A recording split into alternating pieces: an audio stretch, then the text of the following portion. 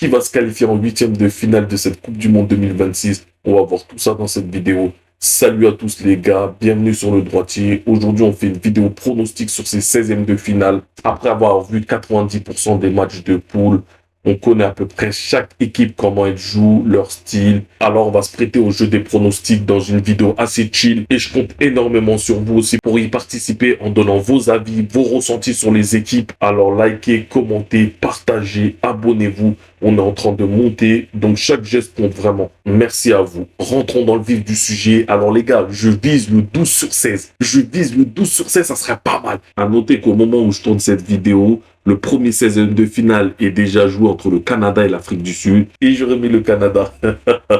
Et c'est bien le Canada qui est passé au bout du temps additionnel. Une frappe de Estaquio qui leur permet une première qualification historique dans leur histoire en 8e de finale. Donc je suis déjà à 1 sur 1. On va essayer d'aller chercher le 12 sur 16 les gars. C'est parti. Les gars, on va pas se prendre la tête. On va simplifier les choses. On va faire par ordre. Commençons par Allemagne-Paraguay. Alors, les Allemands, ils avaient très bien commencé leur compétition avec un premier match et une large victoire 7-1 contre Curaçao. Derrière cette victoire, tu enchaînes un match contre la Côte d'Ivoire où tu t'en sors extrêmement bien. Je vais pas dire c'est un hold-up, mais quasiment. Déjà, le but du 2-1 de Undav, il arrive dans le temps additionnel. Et dans un match où la Côte d'Ivoire, vraiment, t'a bousculé pendant tout le match et tu t'en sors avec une victoire 2-1 in extremis. Et contre l'Équateur, certes, tu ouvres le score, mais derrière, tu te fais manger. Et c'est ce qui vaut que tu perds le match. Au final, tu finis premier de ton groupe. Mais moi, j'ai beaucoup d'interrogations autour de cette nation, des joueurs sur lesquels on émet des doutes. Manuel Neuer au poste de gardien de but n'est plus le Neuer d'avant. Joshua Kimmich, arrière droit, n'a plus de repères. Et en plus, tu perds toute son influence qu'il peut avoir au milieu de terrain. La blessure de Nico Schlotterbeck, donc tu te retrouves avec une défense centrale de Jonathan Tah, Anthony Rudiger, parce que c'est complémentaire. Moi, j'en suis pas sûr. Devant aussi, tu as un problème avec Kai Havertz, qui est mi-figue, mi-raisin, qui est capable de faire des très bons matchs, mais aussi qui est capable de passer complètement à côté. Denis Undav, est-ce qu'il va confirmer en étant titulaire? Voilà, ça fait trop d'incertitudes pour une nation.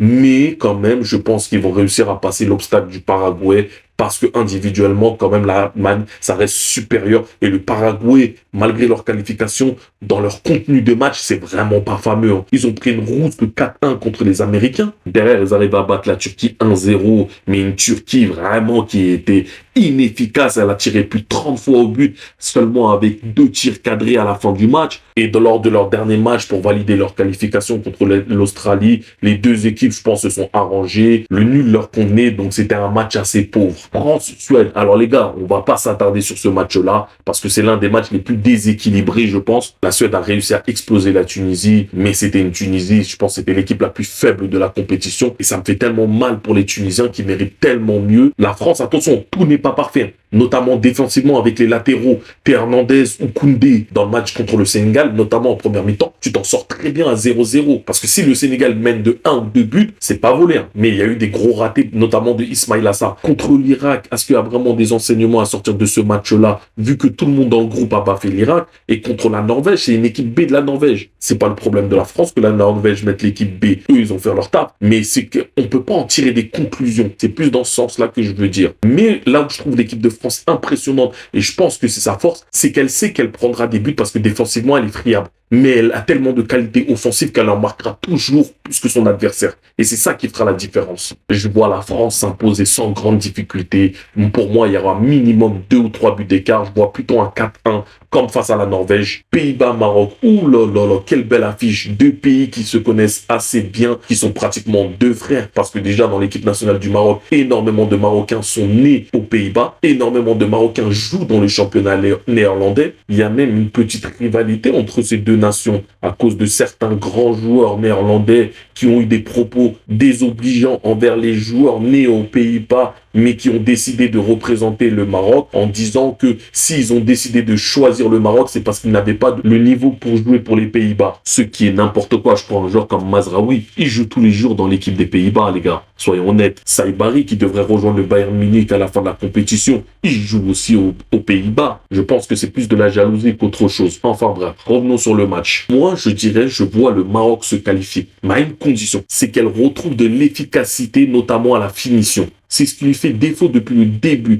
Dans le contenu des matchs, c'est vraiment séduisant. Le Maroc possède un milieu de terrain, mais vraiment exceptionnel. Boadi, El Nayaoui et Ounahi, même si Ounahi peut faire un peu débat, moi je trouve ce milieu de terrain-là vraiment complémentaire et c'est un vrai milieu de terrain de ballon. Ce sont des joueurs qui aiment avoir le ballon dans les pieds et en plus de ça, ils ajoutent le volume de jeu. Tu as montré des très belles choses que tu pouvais dominer face à des grandes nations du football. On l'a vu contre le Brésil. Et même quand tu es mené, on l'a vu contre Haïti, où le Maroc a été mené 2 fois, elle a cette capacité à pouvoir revenir rapidement au score. Leur seul problème, c'est leur efficacité. C'est une équipe qui se crée énormément d'occasions, mais qui marque très peu. Si elle arrive à concrétiser ces occasions, elle sera encore plus dangereuse. Les Pays-Bas, même s'ils ont survolé leur phase de groupe, les contenus de leur match sont pas impressionnants. Quand tu regardes simplement les résultats, tu dis ah ouais, les Pays-Bas c'est vraiment fort. Mais quand tu regardes le match, tu dis ah ouais, franchement c'est prenable. Même s'il y a du mieux. L'entrée dans le 11 de départ de Bryan Brobby leur fait énormément de bien et il a changé vraiment la dynamique des attaquants. Il y a de la qualité individuelle dans cette équipe, attention. Le problème c'est que collectivement, je trouve qu'il se passe pas grand chose là où le Maroc est mieux abouti. Les Lions de l'Atlas vont le faire. Portugal-Croatie. Bon, je pense qu'on va tous être d'accord pour dire que le Portugal est l'une des grosses déceptions de ce début de compétition. Ça me fait mal de le dire, mais je pense qu'il est temps pour CR7 de mettre un terme à sa carrière internationale pour son bien à lui et pour le bien même de cette sélection. Sans oublier tout le bien et tout ce qu'il a apporté pour sa nation. Je pense qu'il est temps de passer à autre chose. Malgré tout, je les vois quand même se qualifier contre la Croatie. Mais attention,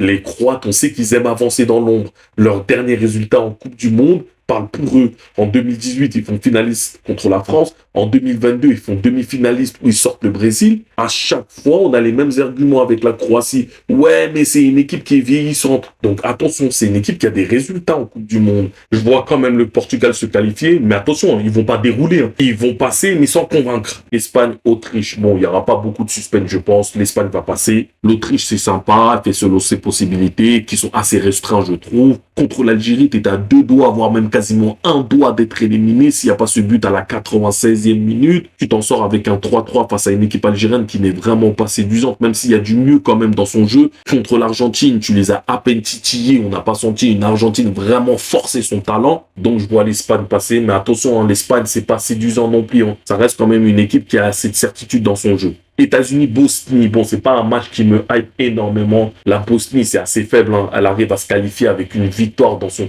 3e et dernier match contre le Qatar, qui est l'une des équipes les plus limitées de la compétition. Les Américains, eux, de leur côté, je trouve qu'ils ont montré un beau visage depuis le début. Hein. Ça joue plutôt bien de leur côté. Hein. Du rythme, on a vu parfois des belles séquences, des courses à haute intensité, du pressing. Elle a l'avantage de jouer chez elle à domicile. Ils devraient se qualifier. Belgique-Sénégal. Waouh! Alors là, franchement, les gars, c'est pas facile. C'est pas facile à pronostiquer. C'est du 50-50. Alors peut-être que je suis pas objectif, hein, parce que le Sénégal, c'est mon pays, et je vois pas mon pays se faire éliminer. Mais j'essaye de l'être le plus possible. Le truc, en fait, c'est que les deux équipes, on les attendait vraiment à un très bon niveau. Un petit peu moins la Belgique, parce que voilà, la Belgique, on sent que c'est une équipe qui était en fin de cycle. Là, il y a un petit peu de renouveau. Mais on va prendre par exemple le Sénégal. Le Sénégal, c'est une équipe vraiment qui a ambitionné au moins d'être dans les derniers carrés. Malheureusement, elle est tombée sur le groupe de la mort, en compagnie de la France et de la Norvège. Au bout de 2 matchs, elle a 2 défaites, 0 points. Lors du dernier match, elle arrive à s'en sortir vraiment ric-rac. De l'autre côté, la Belgique, elle aussi, elle n'a pas survolé son groupe. Hein. Et elle était dans un groupe largement abordable. Elle fait un match nul contre l'Égypte, là où l'Égypte méritait la victoire. Elle fait match nul contre l'Iran. Et lors du dernier match, tu t'imposes contre la Nouvelle-Zélande. Donc, on est sur une Belgique assez moribonde. Moi, je pars du principe que le Sénégal était quasiment mort. Et le fait qu'ils ont pu survivre en s'imposant, oui, 5-0 que contre l'Irak, ça va les requinquer. Et surtout, on a vu des joueurs qui se sont retrouvés. À ne pas négliger la profondeur de banc que peut avoir cette équipe-là. Le Sénégal, on commence toujours ses compétitions timidement et au fur et à mesure des matchs, elle monte en puissance. Donc pour moi, je dirais le Sénégal, mais sur une courte tête. Hein. Pour moi, c'est du 55-45. Brésil-Japon, beau match. Honnêtement, beau match. Une équipe japonaise bien structurée, collective, tu sens que tactiquement, tout le monde fait les efforts. Le problème avec eux, c'est qu'ils ont trop de blessés. Et lors de leur dernier match, on a vu qu'il y a eu encore de la casse. Déjà, tu as dû faire sans 2 de tes joueurs importants, Minamino et Mitoma, et ajouter à ça des joueurs qui sont sortis en étant blessés.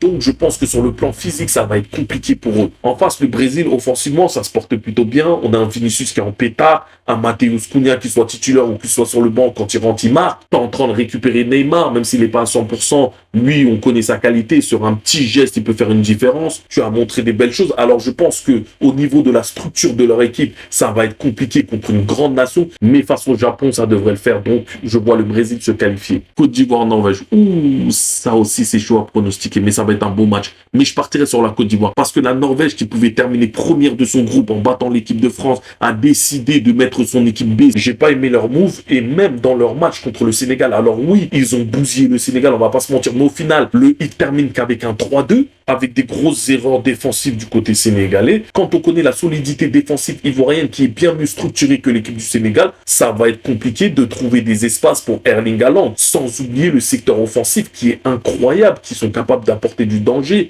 Il y a un Diomandé, mais c'est très fort. Amad Diallo dans les petits espaces, Nicolas Pepe, même au milieu de terrain, c'est très solide. Et on l'a vu comment ils ont bouffé le milieu des Allemands. J'espère quand même les Ivoiriens vont mettre une leçon à ces Norvégiens qui l'ont joué petit bras en refusant de jouer la première place, en envoyant leur équipe B juste pour tomber sur les Ivoiriens. Donc, faut les punir. Mexique-Équateur. Les Mexicains qui sont à domicile, qui sont les seuls avec l'équipe de France et l'Argentine à avoir fait 3 matchs, 3 victoires, 9 points. À noter qu'ils ont encaissé 0 but, mais je dirais quand même l'Équateur, parce que l'Équateur, ils ont cette solidité défensive, même si offensivement, c'est un petit peu plus compliqué que sur le plan défensif, parce qu'ils ont un attaquant qui est assez vieillissant, qui est Ener Valencia. Mais je trouve que le bloc défensif équatorien, il est difficile à bouger. Et en plus, l'Équateur sort d'une très grosse victoire face à l'Allemagne. C'est ce qui va les pousser. Donc, je vois l'un des pays organisateurs, qui est le Mexique, sortir. Angleterre, RDC, c'est incroyable les gars. Qui aurait pu imaginer il y a 1 voire 2 ans la RDC se qualifier pour les 16e de finale de la Coupe du Monde. C'est fabuleux ce qu'ils sont en train de réaliser. Honnêtement, chapeau. Bon là, contre l'Angleterre, honnêtement, ça va être compliqué. Même si je pense que la RDC est capable de pouvoir ramener l'Angleterre en prolongation. C'est typiquement le genre de match qu'elle aime. Contre une grande nation, là où elle sait qu'elle n'aura pas le ballon, qu'elle n'a pas besoin de faire le jeu et qu'elle doit simplement défendre et contrer. Quand elle est comme ça, c'est l'une des meilleures équipes déjà d'Afrique, mais aussi, on l'a vu, c'est dans ce registre-là qu'elle a tenu en échec le Portugal lors du premier match. Et l'Angleterre, quand c'est un bloc bas en face, ils n'y arrivent pas. Contre le Ghana, ils n'ont jamais su trouver de solution et ça s'est terminé sur un 0-0. Je mettrais quand même Angleterre aller au penalty. Et là, on va parler de la plus belle histoire de cette compétition durant ce match-là, Argentine-Cap-Vert, parce que le Cap-Vert réussira à se qualifier en terminant 2e de sa poule derrière l'Espagne, sans avoir perdu contre l'Espagne elle-même, c'est exceptionnel pour un pays de quoi? De 250 000 habitants. C'est historique, mais c'est tellement beau ce qu'ils ont montré depuis le début de cette compétition. L'abnégation, la résilience, la combativité, la solidarité et les émotions qu'ils ont pu nous donner. Non, bravo. Respect. Et en face, t'as l'Argentine. Honnêtement, moi, je trouve pas l'Argentine impressionnante. Je la trouve pas si forte que ça. T'as l'Argentine, certes, mais t'as un Messi qui est en pétard, t'as un Messi qui est en feu. Avec un rien, c'est lui qui débloque des situations. Je vois l'Argentine s'imposer, ils vont se qualifier, mais je les vois pas vraiment exploser le Cap-Vert. Je vois plutôt un 1-0. Australie-Égypte. Bon, les gars, il n'y a pas énormément de choses à dire sur ce match. Je vais dire quand même Égypte sur une courte tête parce qu'il y a plus de qualité. C'est plus solide défensivement. Donc, je partirai sur l'Égypte. Suisse-Algérie. Ouh, ça aussi, les gars, c'est pas facile. Hein. Ce sont 2 équipes qui se battent. Hein.